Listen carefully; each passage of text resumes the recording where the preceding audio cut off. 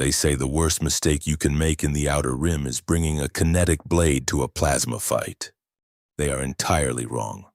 Because the absolute worst mistake is assuming the quiet human standing right in front of you is defenseless.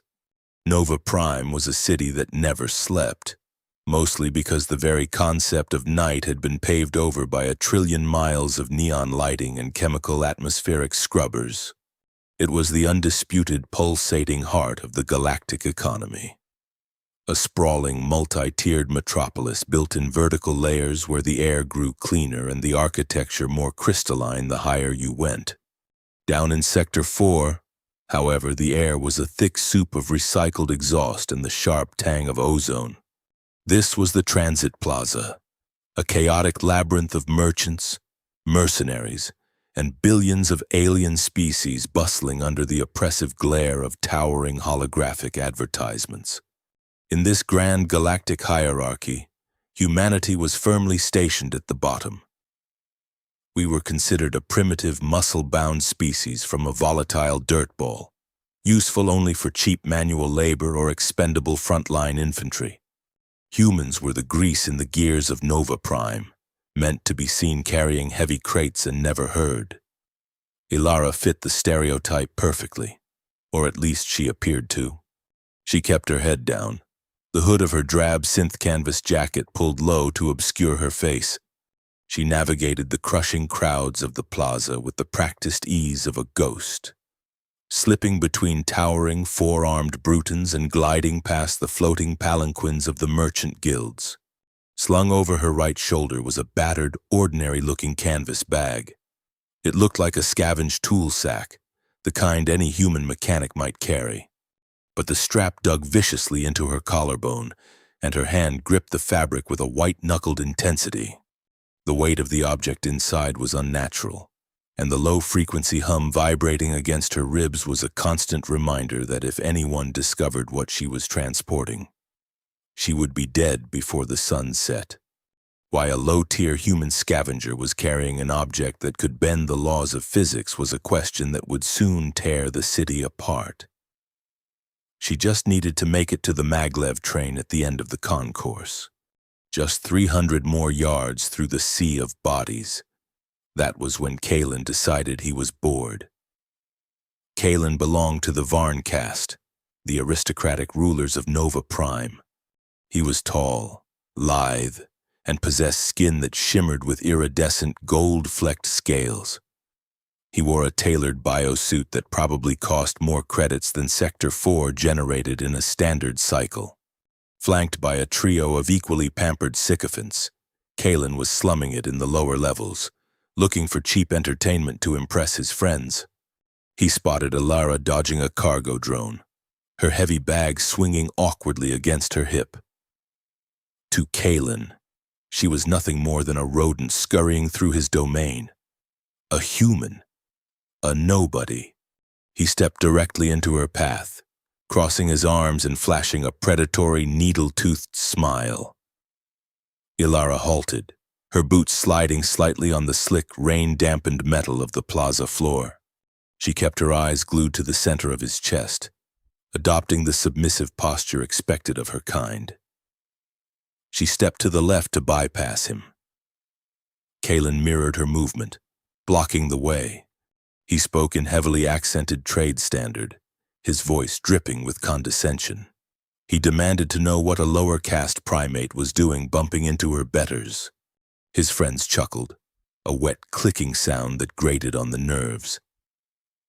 Ilara did not take the bait. She offered a quiet, generalized apology, her voice flat and devoid of emotion, and attempted to pivot to the right. Kalen was not used to being ignored. The amusement in his eyes flared into sudden, petty anger. He reached out with a lightning-fast motion, his elongated, multi-jointed fingers clamping down hard on the strap of her canvas bag. He intended to yank it from her grasp, spill her meager belongings across the dirty deck, and have a good laugh at her expense as she scrambled to collect them. It was a simple assertion of dominance. He pulled. The bag did not move. Ilara had anchored her center of gravity the microsecond his hand touched the fabric. She looked up, and for the first time, Kaelin saw her eyes. There was no fear in them. There was only the cold, calculating geometry of violence. Before the Varn aristocrat could register the sudden resistance, Ilara moved. She stepped inside his guard, violating the personal space of a ruling elite, an offense punishable by immediate imprisonment. She didn't rely on brute strength, knowing the alien's muscle density was vastly superior to her own. Instead, she used a brutally efficient human martial art designed to turn an opponent's momentum against them. Her left hand shot up, locking his wrist in a vicious joint manipulation. Simultaneously, she twisted her hips, driving her elbow upward directly into the soft, unarmored space beneath his jaw. The impact was precise and devastating. Kaelin's head snapped back, his equilibrium instantly shattered. As he stumbled backward, Ilara maintained her grip on his wrist, violently twisting it against the natural articulation of his joints. The biomechanics were simple but unforgiving. The alien let out a sharp gasp of agony as his knees buckled. With a final sweeping leg strike behind his ankles, Ilara sent the towering aristocrat crashing onto the unyielding metal grating of the plaza. The entire sequence took less than 2 seconds. Silence rippled outward through the immediate crowd. Pedestrians stopped dead in their tracks. Kaelin's entourage stood frozen in absolute shock, their minds completely unable to process the data their eyes had just received. A human, a frail, dirt-born laborer, had just effortlessly disarmed and dropped a Varn nobleman in the middle of a crowded public square. But Ilara had no time to revel in the victory. During the rapid pivot and takedown, the momentum had violently shifted the heavy canvas bag. The frayed material tore, and the cheap metal clasp gave way. The heavy object inside slipped out and hit the deck with a heavy, resonant impact that seemed to echo beneath the ambient noise of the city. It was a metallic cylinder, roughly the size of a human torso, etched with intricate, shifting geometric patterns that seemed to defy visual logic. The moment it struck the ground, a protective shutter slid back. A pulsating, ethereal blue light bled out onto the grimy floor. The light didn't just illuminate the shadows, it seemed to consume them, humming with an intense, contained energy that made the air taste like copper. Kaelin, groaning and clutching his painfully hyperextended wrist, rolled over. His slit-like pupils contracted violently as the blue light washed over his face. The anger in his expression instantly vanished, replaced by a profound, naked terror. He knew exactly what he was looking at. Every member of the high aristocracy did. It was a localized quantum drive core, the pinnacle of highly classified high council technology. These cores were the heavily guarded secrets that powered the elite's dreadnoughts, tightly controlled and never ever permitted outside the military spires. And yet, here one was, radiating raw power in the filth of Sector 4, dropped by a human. Kaelin scrambled backward like a frightened child, his voice shrill as he pointed a trembling finger at Ilara. He screamed a single word in his native tongue, a word that translated roughly to treason. The shock in the plaza evaporated, replaced by the electric, panicked energy of a high-stakes crisis. The blue glow of the quantum core had already triggered automated security sensors in the overhead grid. Red warning klaxons began to wail, cutting through the neon haze. Ilara knew the truth of what the core actually contained, a truth far more dangerous than simple stolen technology. And if Kaelin's family secured it, the entire human race would be eradicated before the week was over. She reached down, grabbed the searing hot metal of the cylinder, shoved it back into the torn canvas bag, and ran. Running for your life in Nova Prime is a lot like drowning in a neon ocean. The deeper you go, the darker and more crushing it becomes. For Ilara, the descent was just beginning. The air in Sector 4 turned into a wall of panicked bodies as Ilara bolted. Behind her, Kaelin's shrill voice cut through the blaring alarms, shouting coordinates into a wrist-mounted transponder. He was not calling the planetary police. He was summoning his family's private mercenary force, a ruthless syndicate known for solving aristocratic embarrassments with extreme, untraceable prejudice. Ilara shoved past a towering merchant, her boots pounding a frantic rhythm against the grated floor. She veered hard to the left, diving into a narrow maintenance alleyway just as the first concentrated beam of a security searchlight swept over her previous position. The deeper she descended into the labyrinthine undercity, the more the architecture felt like the ribs of a decaying behemoth. Gleaming chrome gave way to rusted plasteel and dripping, immense coolant pipes. The ambient temperature spiked dramatically, and the air grew thick with the acrid smell of sulfur and forgotten machinery. She was a rat in a maze, but rats knew how to survive in the dark. She tightened her grip on the torn canvas bag, the intense heat of the quantum core pressing dangerously against her side. To the uninitiated, it was merely an illegal, highly volatile power source. Ilara knew the terrifying truth. Hidden deep within its crystalline matrix were encrypted blueprints. They detailed a planetary terraforming weapon, an insidious piece of technology designed by the High Council to systematically alter the nitrogen-oxygen balance of the outer rim human colonies. It was a weapon of mass suffocation. The Varn elite planned to wipe out billions of humans, clearing the planets to create pristine, high-gravity resort worlds for themselves. It was a silent genocide masked as aggressive real estate expansion, and Ilara was the only person outside the council who held the proof. If Kalen's mercenaries recovered the core, the colonies would choke to death before they even knew they were under attack. Ilara emerged from a ventilation shaft onto a narrow, rain-slicked catwalk suspended thousands of feet above the city's primary exhaust vents. A sheer drop into a toxic, churning abyss waited below. She sprinted toward the far access door, but her luck finally shattered. The air ahead shimmered as active camouflage dropped, revealing 4 heavily armored enforcers dropping from a silent running skiff. They moved with terrifying synchronized precision, raising heavy plasma carbines to their shoulders. Ilara slid to a halt, the wet metal offering absolutely no traction. She looked back over her shoulder. 3 more enforcers blocked her retreat, their weapons tracking her every micro-movement. She was boxed in on a slippery bridge in the sky, clutching a bag that doomed her entire species. She gently placed the bag on the grating and raised her fists. She could not punch a beam of superheated plasma, but she absolutely refused to die on her knees begging an alien aristocrat for mercy. The enforcer captain raised a gauntleted hand to signal the execution. Suddenly, a massive surge of thermal displacement erupted from the exhaust shaft directly below them.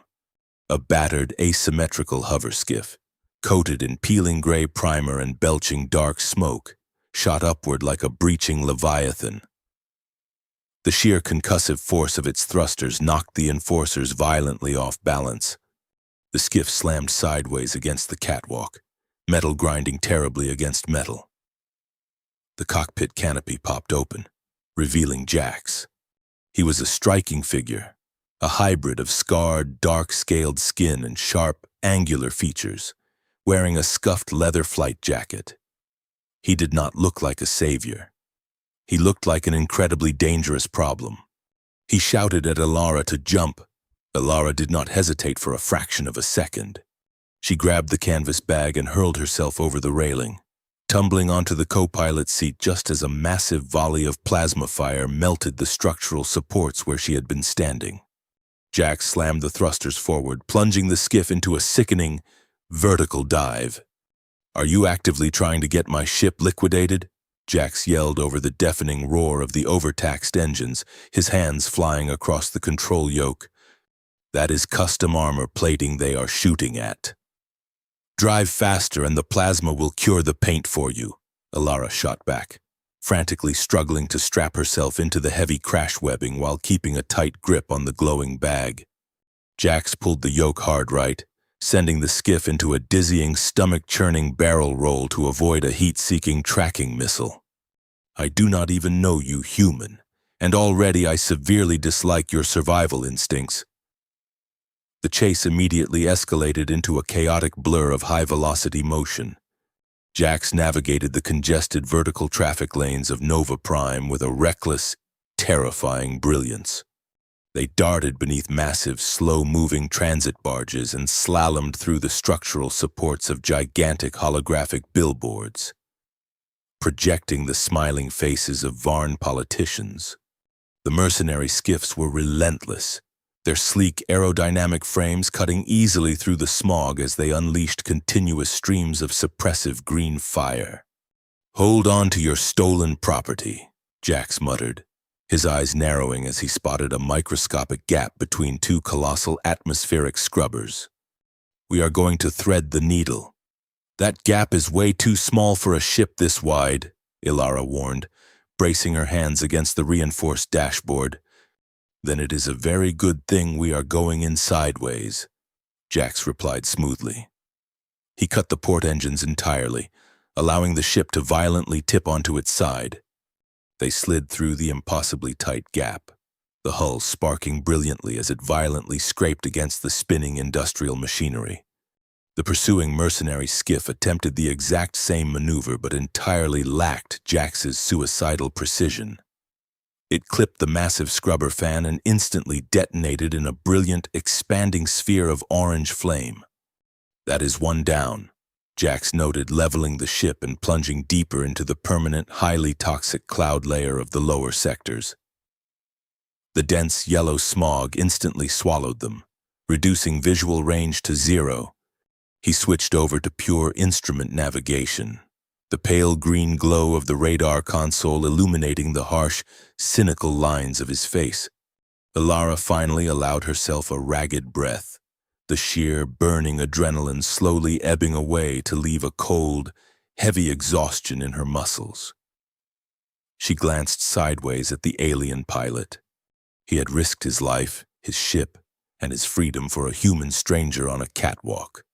There was a disciplined, undeniable grace to his movements, a rigid military precision completely at odds with his rugged civilian smuggler appearance. He was hiding something significant, a deeply buried past that made him uniquely qualified to navigate this level of lethal chaos. As the battered skiff descended further toward the unseen, dangerous bedrock of the city, Ilara realized that escaping Kalen was only the first, infinitely small step. They still had a terrifying, galaxy-altering payload to decode, and an entire ruling class with limitless resources eager to hunt them down to the last breath. A good safe house is a lot like a grave. It only works if absolutely nobody knows you are buried there. Jax's sanctuary took that concept entirely literally. The battered skiff descended through the toxic smog layer until it reached the forgotten bedrock of Nova Prime. Here, beneath the crushing weight of 1,000,000,000 tons of plasteel and neon, lay the ruins of the original transit infrastructure. Jax guided the ship into the cavernous maw of an abandoned hypertrain station.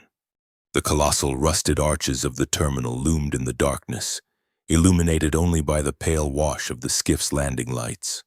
Stalactites of calcified chemical runoff hung from the ceiling, and the air was dead, cold, and entirely still.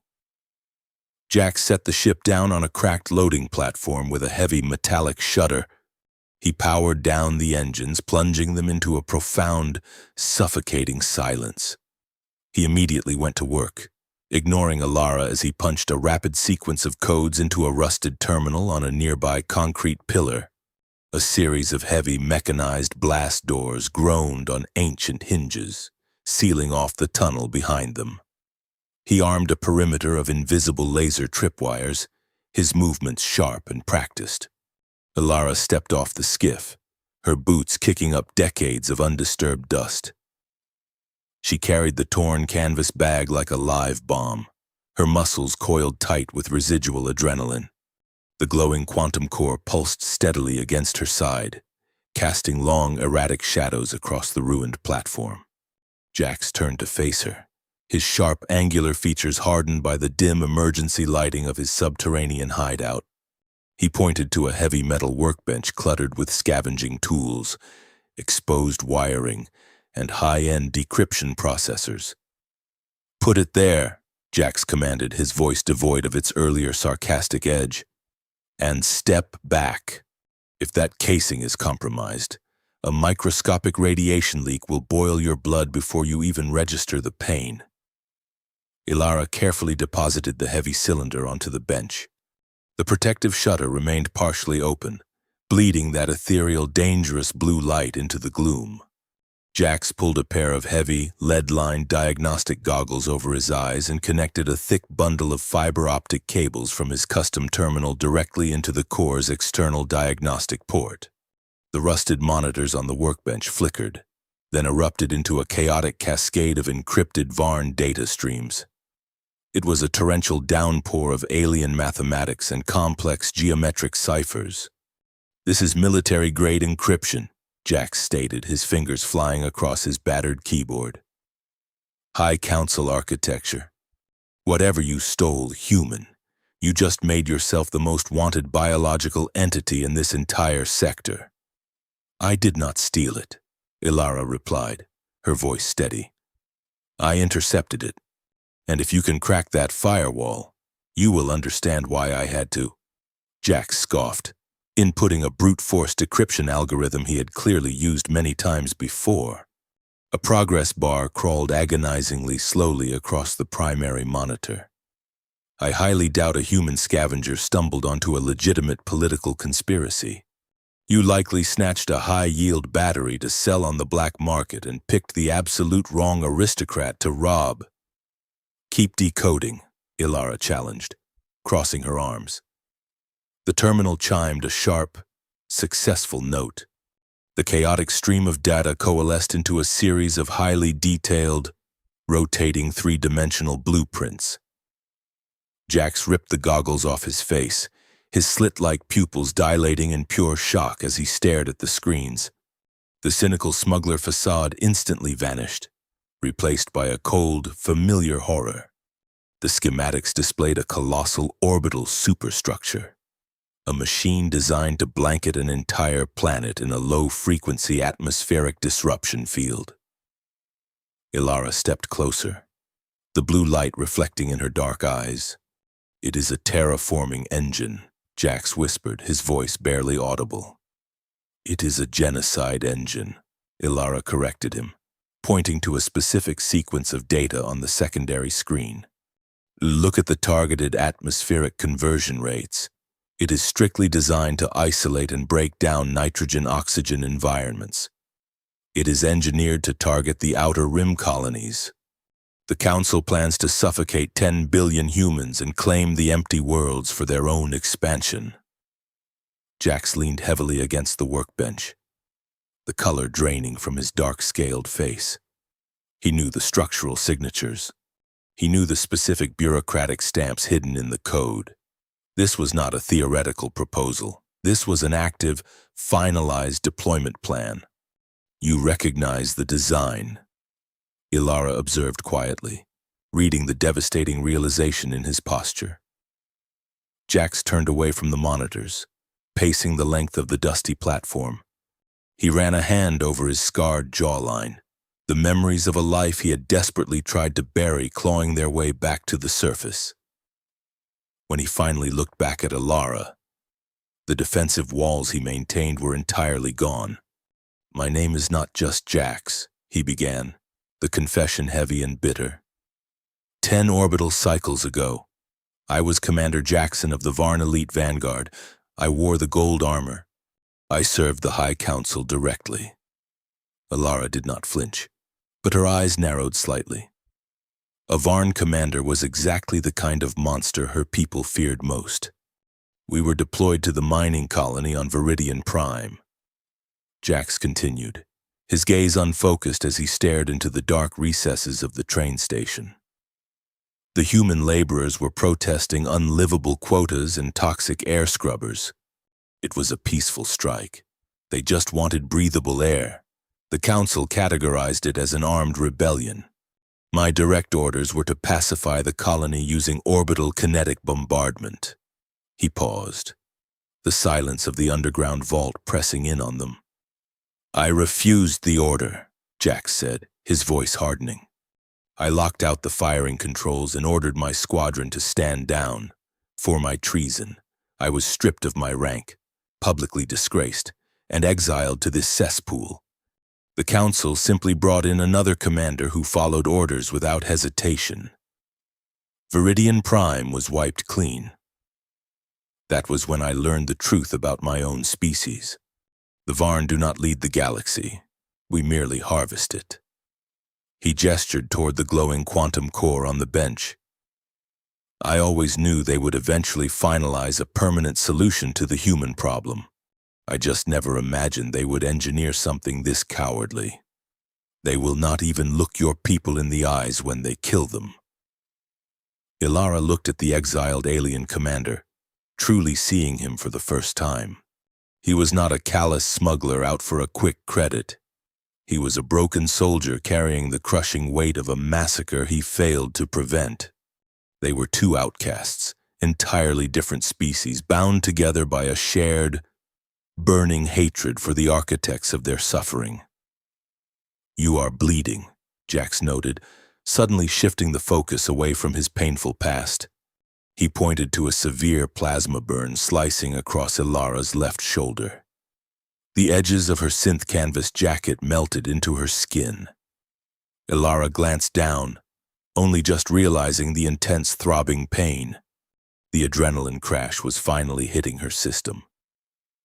It is just a graze from the catwalk. Jax retrieved a battered medkit from the skiff. He instructed her to sit on an overturned supply crate. With surprising gentleness, he began to clean the wound. The chemical antiseptic stung sharply, and Ilara hissed, her hand gripping the edge of the crate. Hold still, Jax murmured, applying a cooling dermal patch over the burn. Humans are ridiculously fragile. Your skin tears if the wind blows too hard. And Varn are ridiculously stubborn, Ilara countered, a faint, weary smile touching her lips. Your pride usually kills you before your enemies do. Their eyes met, the proximity suddenly charged with a quiet, undeniable electricity. The vast cultural and biological differences between them seemed to evaporate in the damp, cold air of the safe house. Jax's hand lingered near her shoulder for a fraction of a second longer than necessary, before he pulled away to pack up the medical supplies. Ilara felt a strange warmth bloom in her chest, a profound sense of trust that terrified her far more than the plasma fire had.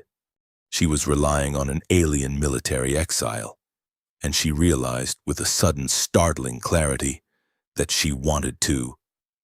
We cannot stay here, Jax said, breaking the heavy silence as he sealed the medkit. Kalen is humiliated. He lost a fight to a human in public, and he lost the most valuable piece of technology in his family's vault. His pride is entirely shattered. He will not stop searching. He does not know where we are, Ilara reasoned, gesturing to the heavy blast doors. He does not need to know where we are, Jax replied grimly. Walking back to the terminal and analyzing the erratic spikes in the planetary communication grid.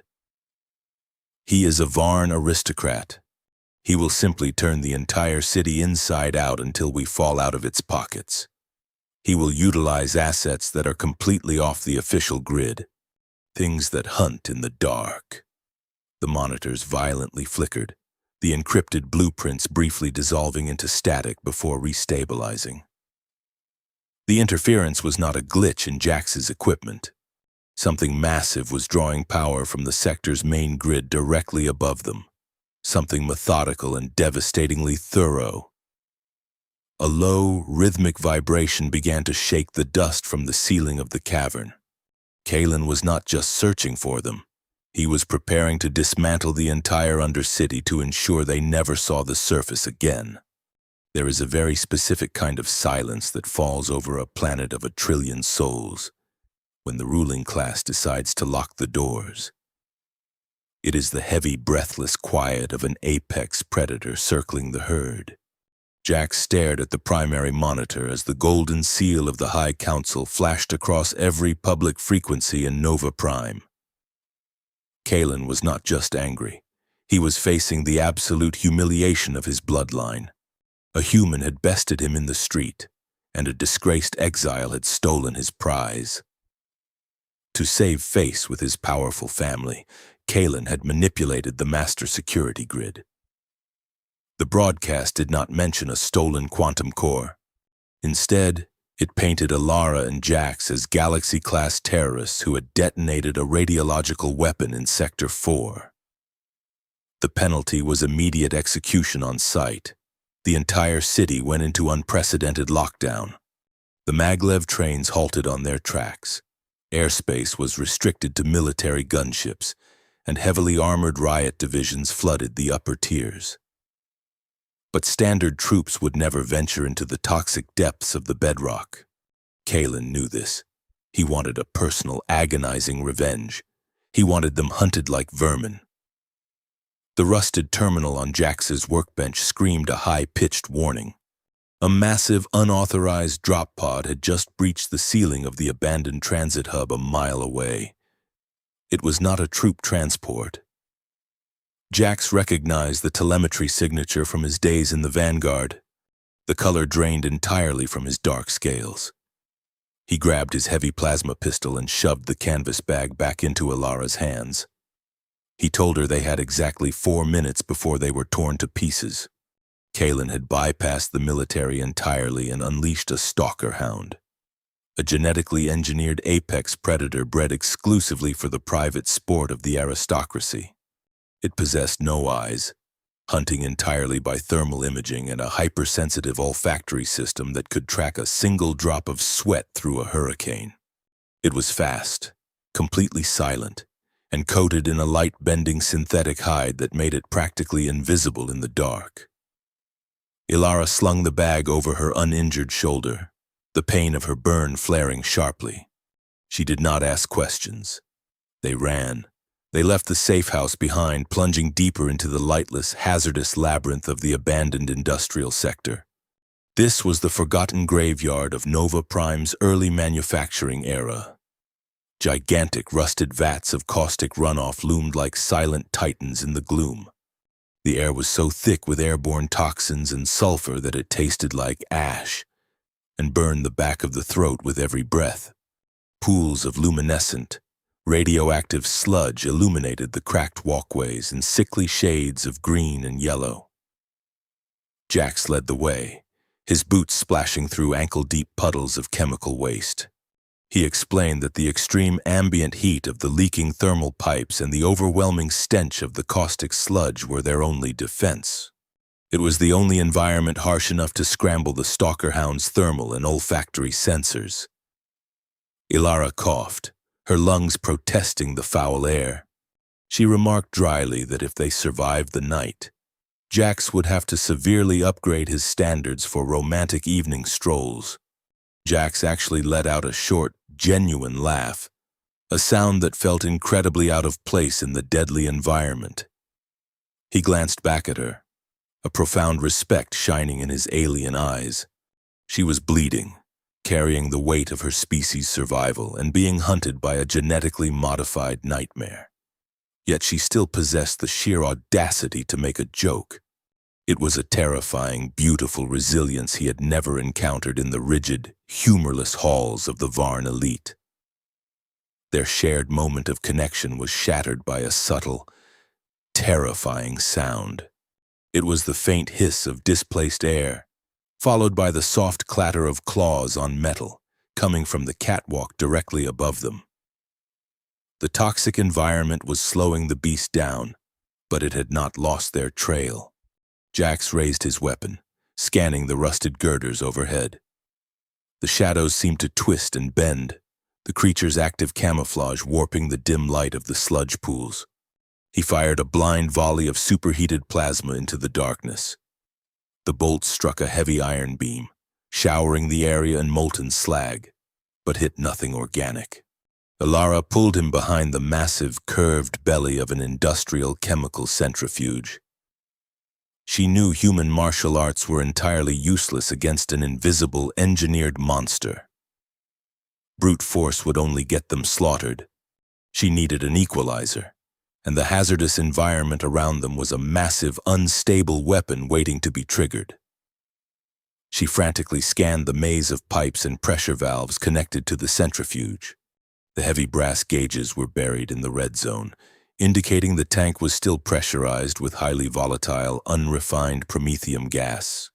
The structural integrity of the tank was practically non-existent, held together by rust and gravity. She formulated a plan with terrifying speed. She pointed to a heavy manual release valve situated directly beneath a precarious, rusted overhang. She told Jax she needed to bait the creature to that exact spot. Jax violently objected, grabbing her arm. He refused to let her offer herself as a sacrifice to a Varn hunting dog. Ilara looked him dead in the eyes, her expression an unyielding wall of human determination.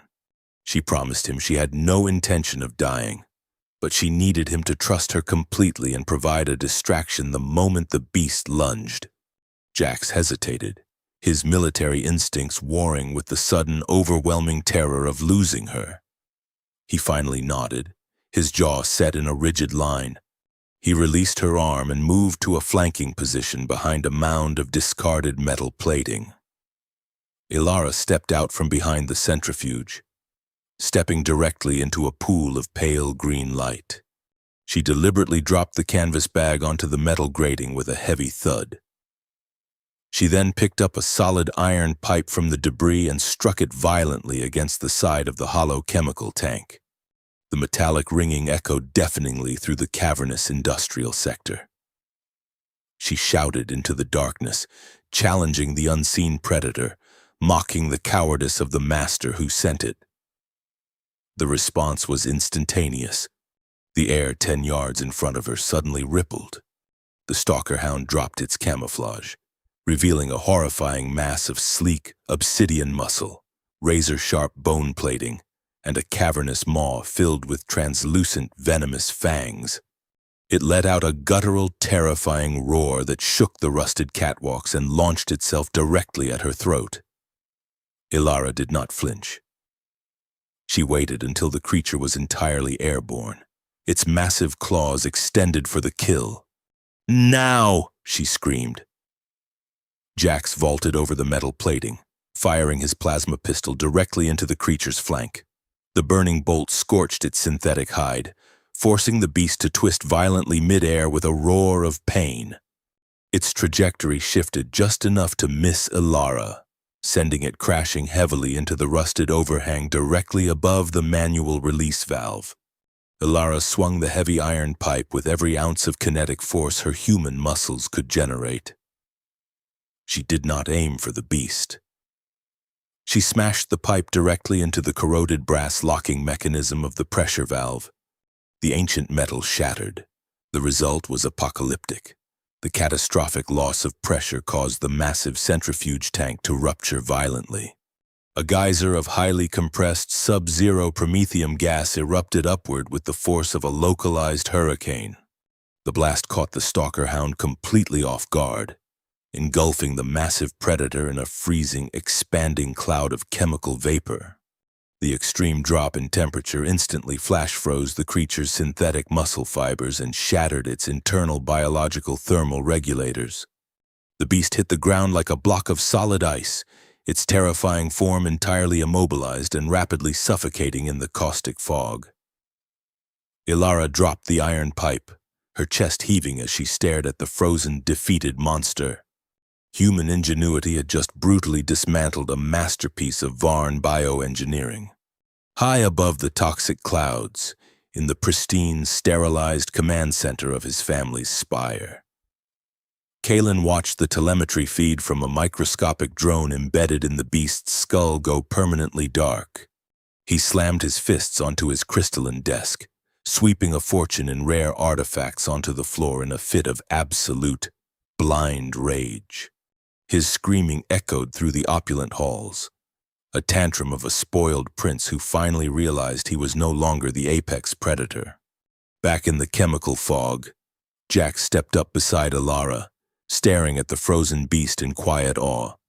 He kicked a chunk of ice off the creature's massive paw. He then looked at Alara, his cynical exterior entirely stripped away, leaving only a profound, undeniable admiration. He admitted that human survival instincts were terrifyingly effective. Alara picked up the canvas bag, the blue glow of the core offering a small beacon in the chemical gloom. She wiped a smudge of toxic soot from her forehead and smiled grimly. They had survived the hunt, but the beast was merely a symptom of the disease. The drone Kalen used to watch them die had broadcast their exact location and their capabilities back to the High Council. They had lost the element of surprise, and the entire might of the Planetary Guard was currently mobilizing to crush them. The time for hiding in the toxic depths was officially over. If they wanted to save their people, they had to take the genocide engine directly to the men who built it. There is a terrifying moment in every revolution where the prey stops running, turns around, and decides to look the predator right in the eye. For Alara and Jax, that moment arrived in the toxic, freezing fog of Sector 4 as they watched the stalker hounds suffocate. Surviving the undercity was no longer a viable long-term strategy. The entire Planetary Guard was actively mobilizing, and the invisible net Kalen had cast over the metropolis was drawing tighter with every passing second. They were two exhausted fugitives carrying a glowing quantum core that definitively proved the ruling Varn caste was constructing a massive terraforming weapon to wipe out the Outer Rim human colonies. Simply hiding the core meant dooming billions of innocent people to a slow, gasping death. The only way to save humanity and permanently strip the High Council of its unearned power was to weaponize the truth. They needed to pivot from a desperate defense to a suicidal offense. They had to plug the stolen quantum core directly into the master communication network and broadcast the genocide blueprints to every screen. Retinal implant and public holovision in the entire galaxy. The target was the central administrative spire. It was a glittering 1,000-story needle of white plasteel and reinforced diamondium that pierced the heavy smog layer, representing the absolute unyielding pinnacle of Varn authority. It was also the most heavily fortified structure on Nova Prime, guarded by elite Praetorians, automated plasma turrets, and advanced biometric scanners that could detect a lie through microscopic fluctuations in a suspect's heart rate. Infiltrating the spire was a mathematical impossibility, which was exactly why Jax insisted they try. No one would ever expect an exiled smuggler and a human laborer to casually walk through the front door. They needed to hide in plain sight. Abandoning the ruined industrial sector, they silently infiltrated a high-end automated laundering facility on the upper transit rim. Using his deep residual knowledge of Varn security protocols, Jax sliced into a high society tailor's database.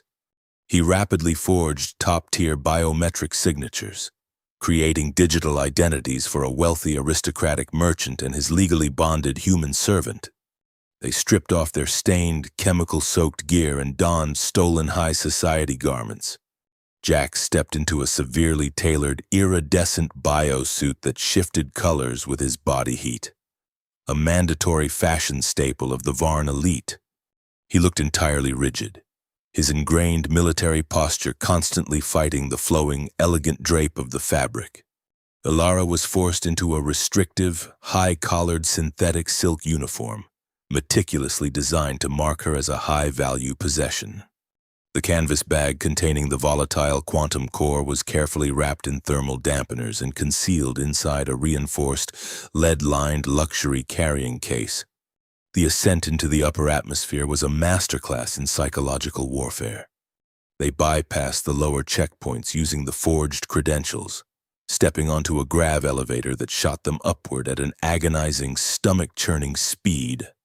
The air inside the glass tube grew thinner, sweeter, and heavily perfumed to mask the metallic stench of the industrial world below. As they stepped out into the grand lobby of the administrative spire, Alara felt the crushing, physical weight of 1,000 hostile eyes. Var nobles drifted across floors made of highly polished obsidian, completely ignoring her while occasionally offering polite, shallow nods to Jax. She kept her eyes glued to the floor, suppressing the overwhelming urge to reach for a weapon, perfectly mimicking the submissive posture she had practiced her entire life. The real test, however, waited at the primary security checkpoint leading directly to the central server sector. A heavily armed squad of Praetorian guards, towering aliens clad in thick crimson armor, stood impassively before a massive, shimmering energy barricade. The lead guard stepped forward, raising a gauntleted hand. He demanded verbal authorization and a retinal scan, his other hand resting casually on the hilt of a high-voltage shock baton. Jax stiffened. The old, deeply buried military reflexes surged upward, violently fighting his current role as a pampered civilian merchant. He offered the forged digital credentials to the scanner, his voice slightly too tight, his jaw clenched too hard. The guard narrowed his slit-like eyes, staring at the biometric readout as the machine flashed a hesitant, prolonged yellow warning. The tension in the pristine, brightly lit hallway spiked to lethal levels. Alara knew Jax was a fraction of a second away from launching a physical attack that would get them both vaporized. She immediately leaned heavily into her role, using her natural human audacity to completely derail the guard's growing suspicion. She adopted an expression of utter, exhausted boredom and loudly complained about the excruciating delay. She began berating Jax in a highly submissive but deeply irritating tone, complaining about how late they were for a vital silicate acquisition meeting and how her feet were blistering in her cheap boots. She aggressively shoved the heavy luxury carrying case directly toward the Praetorian guard's chest, demanding he manually inspect it immediately so her master would not be subjected to further bureaucratic indignities. The sheer offensive shock of a human servant speaking so brazenly in the sacred halls of the administrative spire completely paralyzed the guard's cognitive processing. It was a massive cultural taboo, a scene so profoundly awkward and publicly humiliating that the guard's primary instinct was to simply make the nuisance disappear. He hastily shoved the carrying case back at Alara, waving them through the checkpoint without completing the retinal scan, desperate to avoid a public scene with what he assumed was an incredibly eccentric and poorly disciplined aristocratic household. As the heavy energy barricade hissed closed behind them, Jax let out a long, remarkably shaky breath.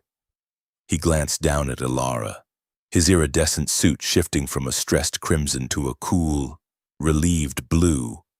He quietly noted that her ability to weaponize sheer annoyance was the most devastating tactical maneuver he had ever witnessed in his entire military career.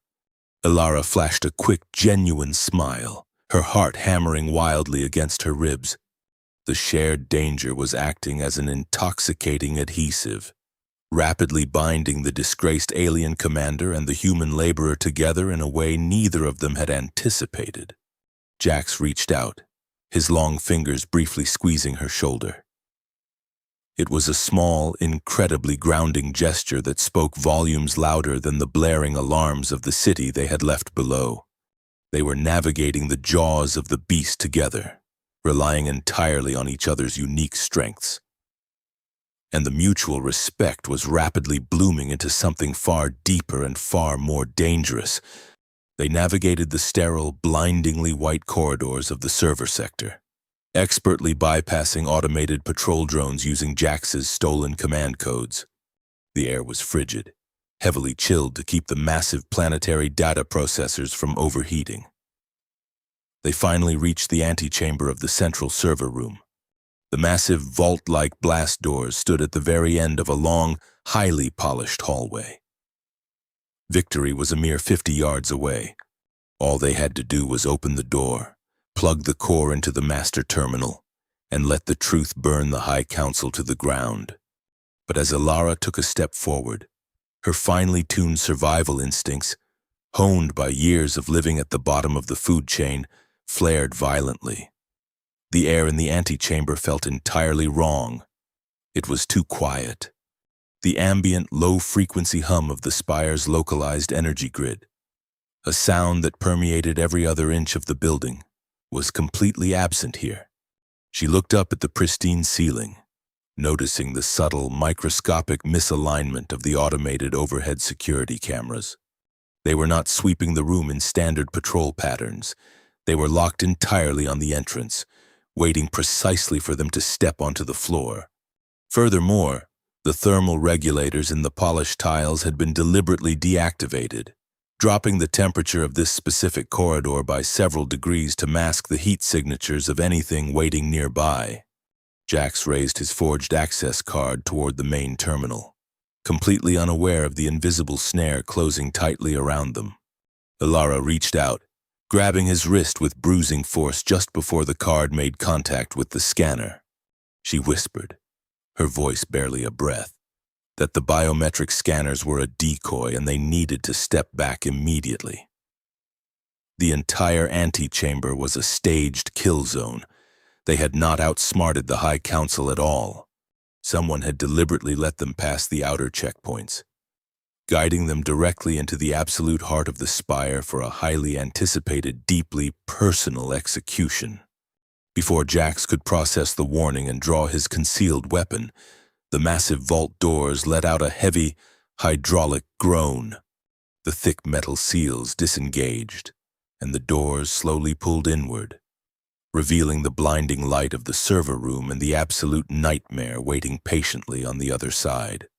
Walking into a snare is a terrible fate, but realizing the hunter has been patiently smiling at you from the center of the trap is a uniquely paralyzing nightmare. The heavy hydraulic vault doors of the central server room groaned fully open, revealing a blindingly bright cathedral of raw processing power.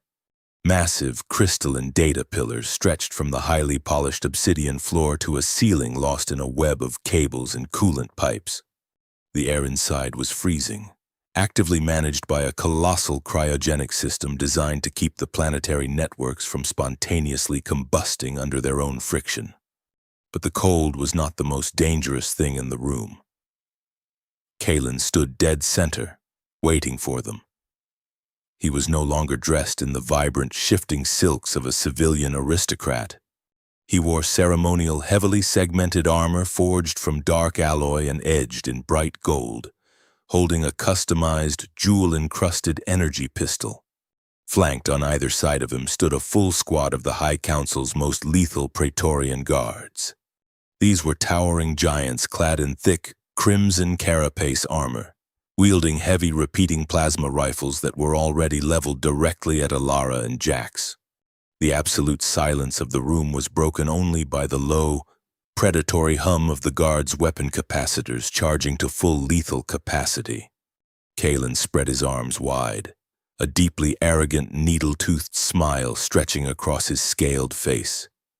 He welcomed them to the heart of Nova Prime, his voice dripping with an insufferable, manufactured grace. He did not look at Ilara. His gaze was fixed entirely on Jax, who stood completely rigid, his hand hovering millimeters from the concealed weapon beneath his tailored jacket. Kalen slowly paced forward, the heavy boots of his armor clicking rhythmically against the floor tiles. He proudly confessed that bypassing the stalker hound and infiltrating the spire was genuinely impressive for a degenerate smuggler. But it was also entirely expected. He gloated, monologuing with the absolute confidence of a man who owned the universe.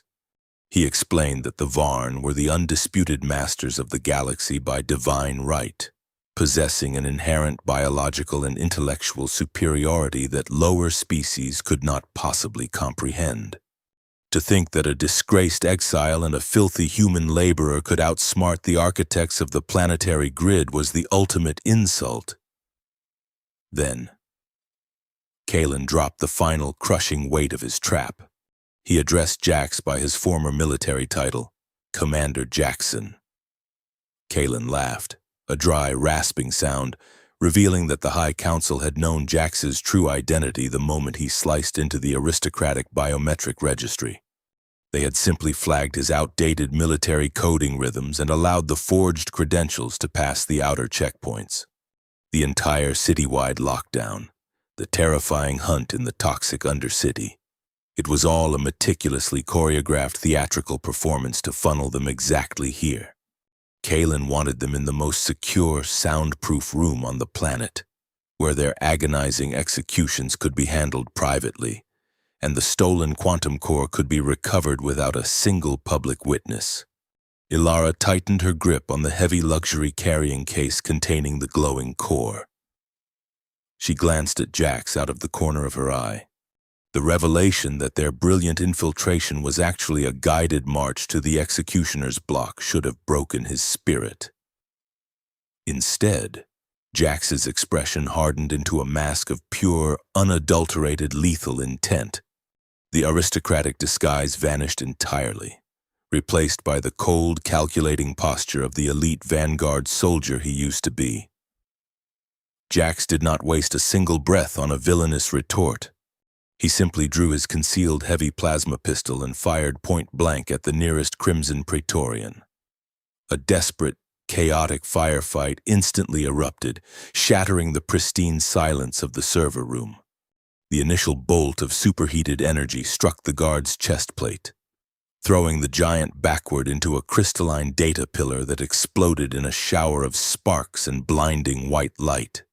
Kalen shrieked, diving frantically behind a massive processing terminal as his surviving guards opened fire.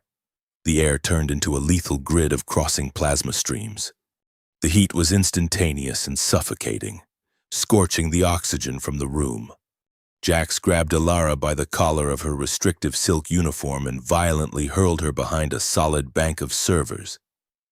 Just as a volley of green fire melted the obsidian floor where they had been standing a microsecond before, he barked a harsh command, ordering her to make a mad dash for the master terminal at the far end of the room. He promised to provide the covering fire she needed. Ilara did not hesitate. She ripped the thermal dampening fabric away, exposing the intense pulsating blue light of the quantum core. The heavy cylinder was searing hot, but she ignored the pain, wrapping her arms around it like a defensive shield. Jax stepped out from cover, an absolute machine of war. He moved with a terrifying fluid grace, his military training taking complete control. He laid down a continuous blistering wave of suppressive fire, forcing the heavy Praetorians to duck behind the data pillars. He fired with mathematical precision, targeting the microscopic weak points in their heavy armor. His face illuminated by the harsh glare of his weapon. Ilara broke from her cover, sprinting across the open floor toward the master terminal. Plasma bolts hissed past her ears, so close she could feel the intense, blistering heat radiating against her cheek. She slid on the polished obsidian, diving beneath a horizontal spray of energy fire. Her human agility entirely unmatched by the bulky, armored giants attempting to track her movements. She was 50 feet away from the terminal. The genocide engine blueprints were practically burning a hole in her hands. Then, Kalen's voice cut through the chaos, commanding his elite guards to ignore the vanguard traitor and focus entirely on the human. A massive Praetorian flanked Ilara from the right, stepping out from behind a cooling unit and leveling his heavy repeating carbine directly at her chest. Ilara saw the weapon flare, knowing she could not possibly outrun the shot. Jax saw the lethal threat forming. Without a single fraction of a second of hesitation, he abandoned his fortified position and launched himself across the open aisle, physically intercepting the line of fire. The heavy plasma bolt struck Jax directly in the right shoulder. The kinetic impact was devastating. It tore through his iridescent biosuit and detonated against his flesh, throwing him violently backward. He crashed heavily into a server rack, his weapon spinning uselessly across the floor. He collapsed onto the polished tiles, clutching his ruined shoulder as a sharp, agonizing hiss of pain escaped his lips. Seeing him fall sent a cold, paralyzing spike of absolute terror straight through Ilara's heart. He was her protector, her unexpected ally, and the man she had grown to deeply trust in the darkest corners of this terrible planet. As he hit the ground, the massive vault doors at the entrance of the room suddenly engaged their emergency lockdown protocols. Slamming shut and magnetically sealing them inside, they were trapped in a steel box with a heavily armed death squad, and her only line of defense was currently bleeding out on the floor. Ilara scrambled behind the master terminal, pinning her back against the cold metal as plasma fire rained down on her position, shredding the electronics above her head. Kalen laughed triumphantly from across the room, demanding she surrender the core so he could slowly dismantle her piece by piece. She looked at the heavy quantum core pulsing in her lap, then looked up at the ceiling. She realized immediately that brute force was entirely useless. Human martial arts could never pierce crimson carapace armor, and she had no weapon to return fire. But as her eyes scanned the room, tracing the massive network of thick, frost-covered pipes lining the walls and ceiling, a desperate, terrifying tactical shift formed in her mind. The Varn were genetically reptilian, a cold-blooded species that relied heavily on ambient environmental heat and sophisticated biological thermal regulators to maintain their incredible speed and strength. Humans, however, were warm-blooded endurance predators from a volatile dirt ball, naturally built to survive extreme fluctuating temperatures. The server room was cooled by a colossal industrial-grade cryogenic system. The massive pipes circulating high-pressure sub-zero liquid nitrogen ran directly above the central processing floor. Ilara looked down at the heavy, incredibly dense metal casing of the quantum core. It was practically indestructible, designed to survive the vacuum of space and atmospheric re-entry. If she could somehow weaponize the freezing infrastructure of the room, she could completely alter the biological playing field. But rupturing the primary coolant line would instantly flood the sealed room with a lethal, sub-zero vapor that could drop the ambient temperature to unlivable extremes in a matter of seconds. It was a suicidal gamble. She had to wonder if her fragile human biology could withstand a sudden, violent freeze long enough to complete the broadcast, or if she would simply end up a frozen corpse alongside the very monsters she was trying to defeat. She locked eyes with Jax, who was struggling to rise, his dark scales turning pale from the shock of his wound. He gave her a single, strained nod, silently trusting her with whatever desperate maneuver she was planning. Ilara gripped the heavy metal core, her muscles coiling tight, preparing to do the one thing the Varn aristocracy never expected a human to do: change the environment to suit her. Biology is a ruthless teacher, and the Varn aristocracy was about to learn a brutal lesson about human thermodynamics. Ilara knew she could not outgun a squad of heavily armored giants, but she also knew that cold-blooded predators required heat to function, and the room they were locked inside was built to regulate extreme thermal thresholds. She gripped the heavy, indestructible metal casing of the quantum core with both hands, ignoring the searing heat radiating from its internal matrix. Above her, suspended by heavy iron brackets, ran the primary liquid nitrogen coolant line for the entire central server sector. It was a massive pipe, thick with layers of frost designed to flush the data pillars in the event of a catastrophic system meltdown. Ilara did not hesitate. Drawing on every ounce of adrenaline flooding her system, she hoisted the incredibly dense core upward like a battering ram and slammed it directly into the weakest point of the pipe's overhead junction. The impact sheared the high-pressure valve completely off its mountings. The result was instantaneous and violently deafening. A torrential high-velocity geyser of sub-zero liquid nitrogen erupted from the ceiling, instantly expanding into a thick, blindingly white cryogenic vapor. The temperature in the sealed room plummeted from a comfortable chill to an absolute, unlivable freeze in a matter of seconds. The thick fog aggressively devoured the ambient light, dropping visibility to absolute zero and coating the polished obsidian floor in a treacherous layer of slick ice. The heavily armored Praetorian guards immediately ceased firing. The sudden, catastrophic drop in temperature completely blinded their sophisticated thermal optic visors, rendering their tactical advantage useless. More importantly, the extreme cold violently assaulted their reptilian biology.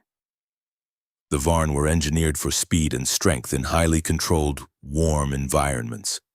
Plunged into a sub-zero blizzard, their biological thermal regulators failed instantly.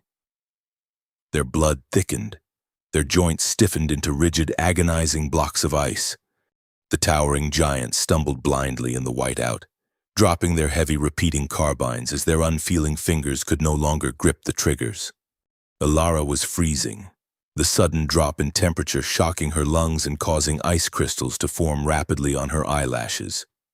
But her mammalian metabolism instantly kicked into overdrive.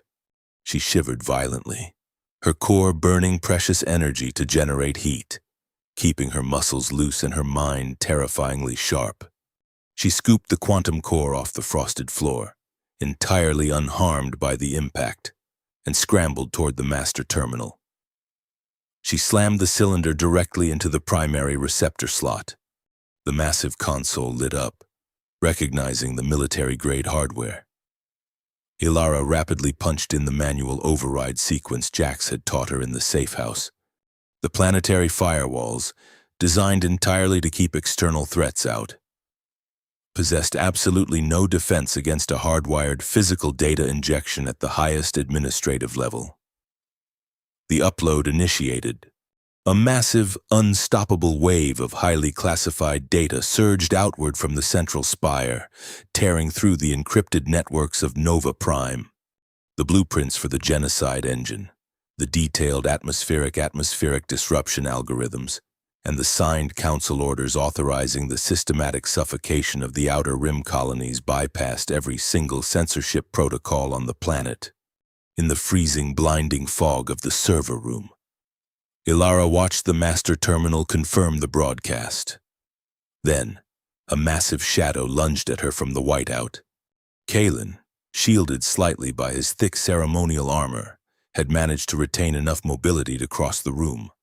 He was shivering violently, his golden scales turned a sickly shade of pale blue.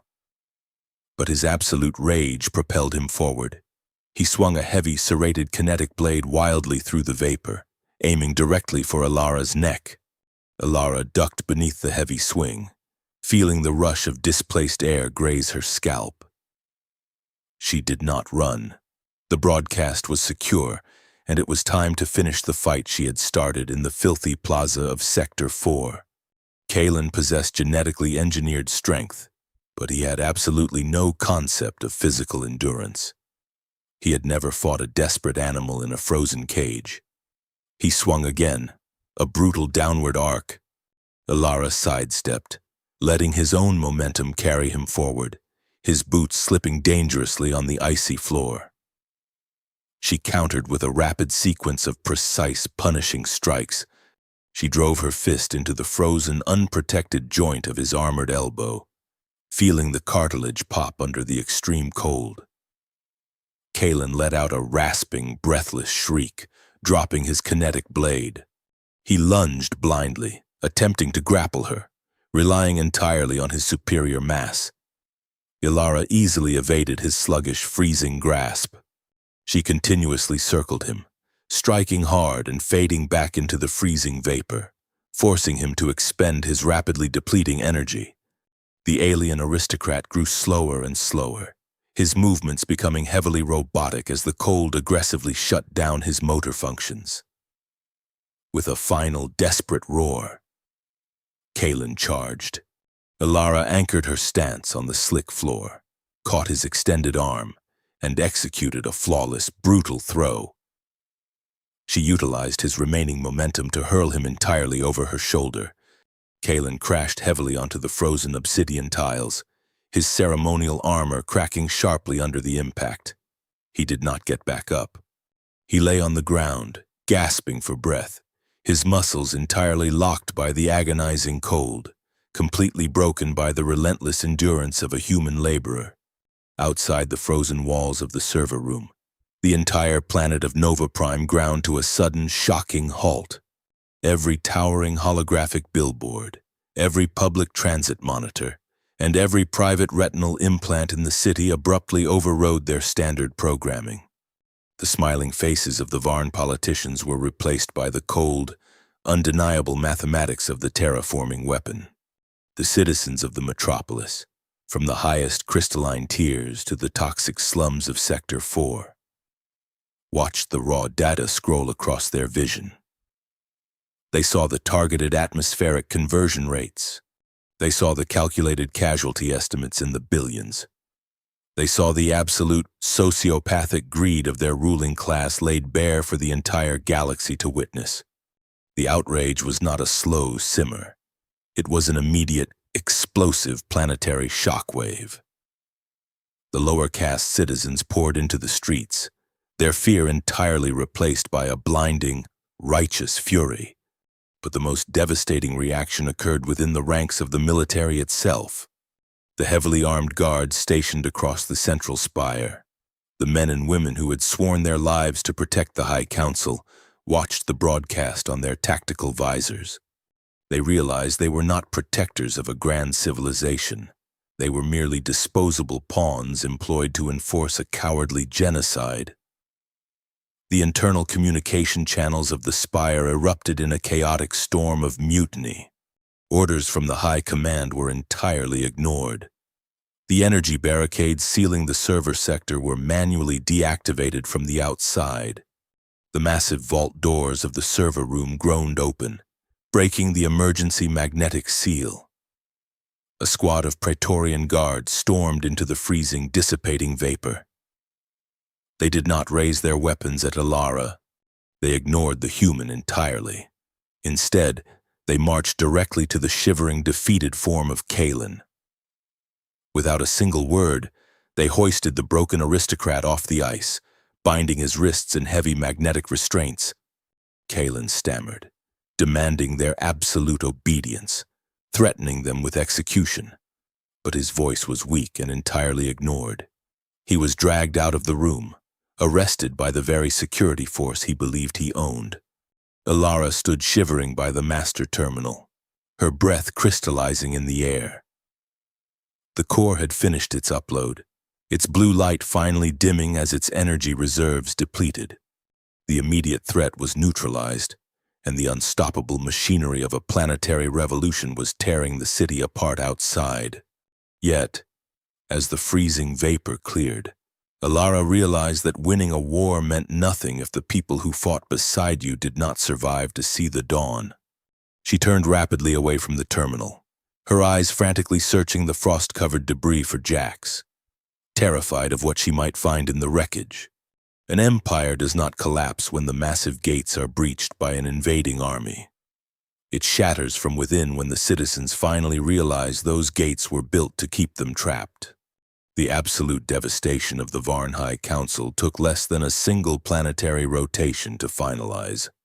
Outside the freezing, shattered walls of the central server room, Nova Prime was undergoing a violent, beautiful metamorphosis. The oppressive, glowing holographic advertisements that had choked the skyline for centuries were systematically hijacked by lower caste technicians.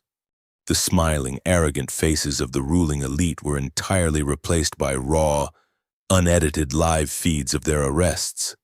The grand administrative spire, once a terrifying symbol of untouchable authority, was thoroughly occupied by a massive unified coalition of enraged citizens and defecting military units. The heavily armed Praetorian guards, realizing they had been groomed to execute a cowardly planetary genocide against the Outer Rim colonies, refused to fire a single plasma bolt at the rioting crowds. Instead, they marched directly into the opulent, high-altitude estates of the aristocracy. They dragged the architects of the terraforming weapon out into the harsh, uncompromising light of justice, grounding their luxury escape vessels and locking down the private orbital platforms. The invincible rulers of the galaxy were suddenly running out of places to hide. Ilara did not care about the shifting political landscape or the historic fall of a tyrannical regime. She dropped to her knees on the frosted obsidian floor, her hands desperately searching the icy debris for Jax. The extreme cold she had unleashed had mercifully slowed his bleeding, constricting his blood vessels. But the heavy plasma wound to his shoulder was catastrophic. He was unconscious, his dark, iridescent scales pale and rigid, his breathing dangerously shallow.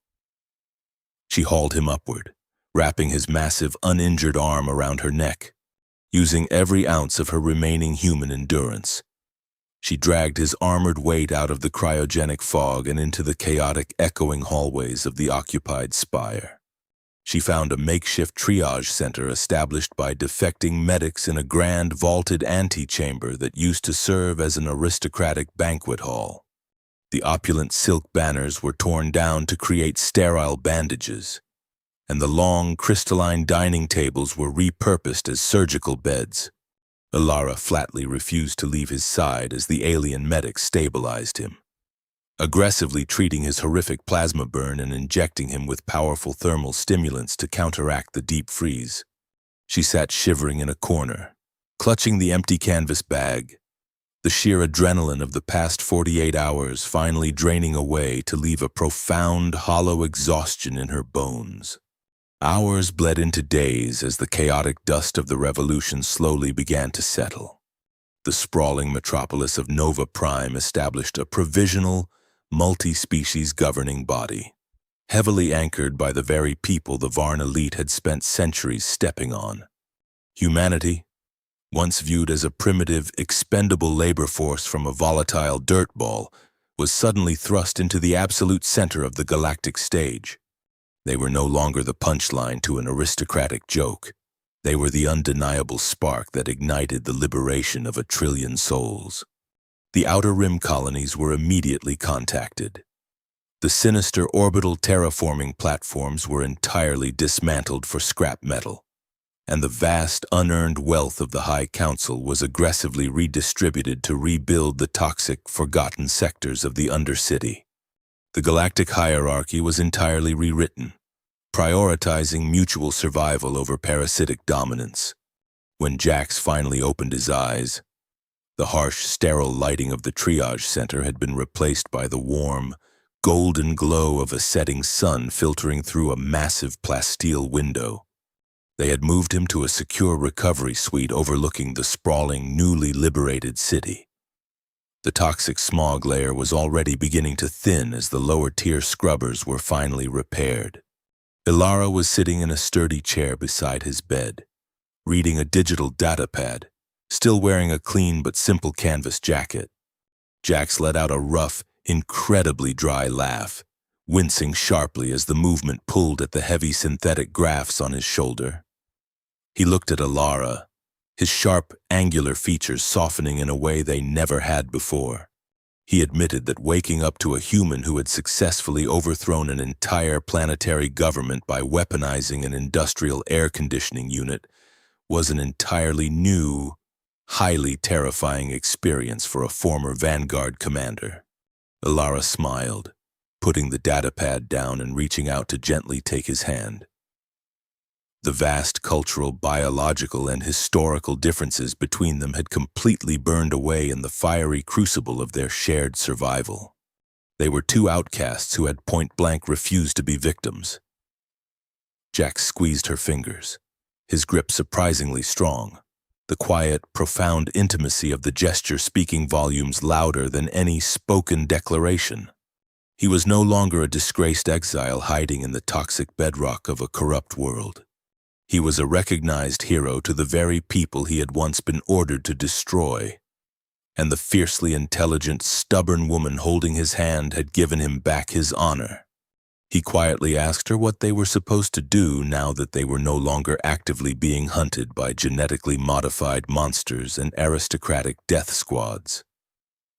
Ilara looked out the window at the sprawling, infinite city. She told him that she possessed a highly impressive resume for structural sabotage, and he had a ship that desperately needed a new coat of paint. They had survived the absolute worst the galaxy could throw at them, But as they watched the neon lights flicker on across the skyline, they both knew the story was far from over. Building a new society from the ashes of the old one would present an entirely different kind of war. The ruling class was dismantled, but the power vacuum they left behind was incredibly vast, and other opportunistic predators lurking in the deep, unexplored sectors of space would surely try to claim the empty throne. The galaxy was free, but freedom was a fragile, messy thing that required constant protection. They had a massive amount of work to do, and for the very first time in her life, Ilara was genuinely looking forward to the future. The universe is governed by brutal, unforgiving mechanics, and the strong will always attempt to consume the weak. But oppression is a fatally flawed construct. It only hardens the oppressed, forging them into something dense, sharp, and utterly unbreakable. The absolute greatest mistake tyranny can ever make is underestimating the quiet, simmering resilience of the people they bully. Kalen and his elite family believed humanity was soft, easily crushed under the heavy heel of a superior genetic design. They completely failed to understand that when you push a human into a dark, inescapable corner, they do not just accept the shadows, they violently tear down the walls to let the light in, and they will burn your entire empire to the ground to ensure they never have to live in the dark again. Thank you all so much for watching this story.